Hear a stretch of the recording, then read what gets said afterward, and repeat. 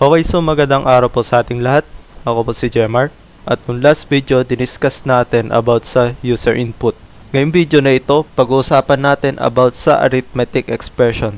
Okay, sa mga last video natin, gumawa lang tayo ng variables, yung mga digits at saka strings. So, ngayon naman, ang gagawin natin, yung mga numbers, lalagyan natin siya ng computation. First natin gagawin, gawa muna tayo ng variable. For example, int, yung variable name natin, answer. Ngayon naman, maglalagay tayo ng expression o yung computation natin. May iba't ibang operators para sa arithmetic expression. So, ang una ay yung plus na sign. So, pwedeng gamitin ng plus para pag-add yung dalawang numbers o yung dalawang variables. Sample ay 3 plus 2 at semicolon. At i-print natin answer. Okay. So, i-run natin ang program. Mangyayari, ang lalabas ay 5. Okay, sa next operator naman, ito ang minus. So, ginagamit ang minus sign para i-subtract yung dalawang numbers. For example, uli, 3 minus 2. I-run natin. At makikita nyo sa program ay 1. Sunod na operator, meron tinatawag na asterisk. So, ginagamit ang asterisk sa multiplication. So, ang gagawin dito, yung 3, imumultiply siya sa 2. I-run natin ang program uli. Ang lalabas ay 6. Next operator, meron ding slash. So, ginagamit naman ng slash para sa division. Itong 3 baguhin natin. Gawin natin 4. So, mangyayari dito, yung 4, i-divide siya sa 2. Lalabas sa ating console, makikita nyo ay 2. Kasi 4 divided by 2 equals 2.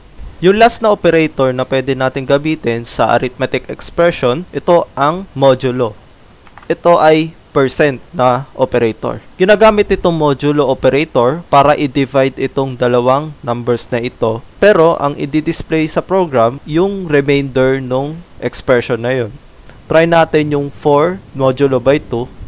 Ang lalabas ay 0. Kaya 0 ang lumabas kasi wala siyang magiging remainder kasi even number sila. Pero kapag ginawa natin tong 5, for example, ang lalabas ay 1. Ang nangyari naman dito kaya 1 ang lumabas kasi ang 5 ay isa siyang odd number. Ang 2, isa siyang even number. Kaya mangyayari, merong masusobrang isa. Ngayon naman, gawa tayo ng mahabang computation. Try nating may parenthesis. For example, 6 divided by 2. Sa labas ng parenthesis, may plus. Lagay natin 2 at i-multiply natin siya sa 3. Okay, irarun natin ang program. Ang lalabas ay 9 sa console. Ano nangyari dito? Meron tinatawag sa math na PEMDAS. Ito ay isang rule sa arithmetic expression.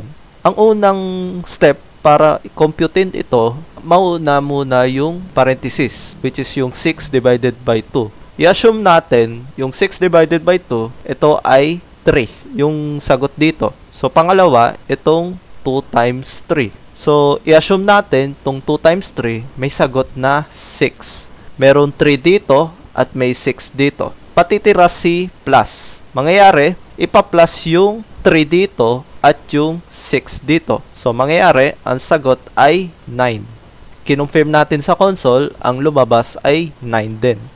Okay, so hanggang dito na lang po yung topic ko about sa arithmetic expressions. At sa next video, pag-uusapan natin ang math and random class. Thank you for watching and see you on the next video.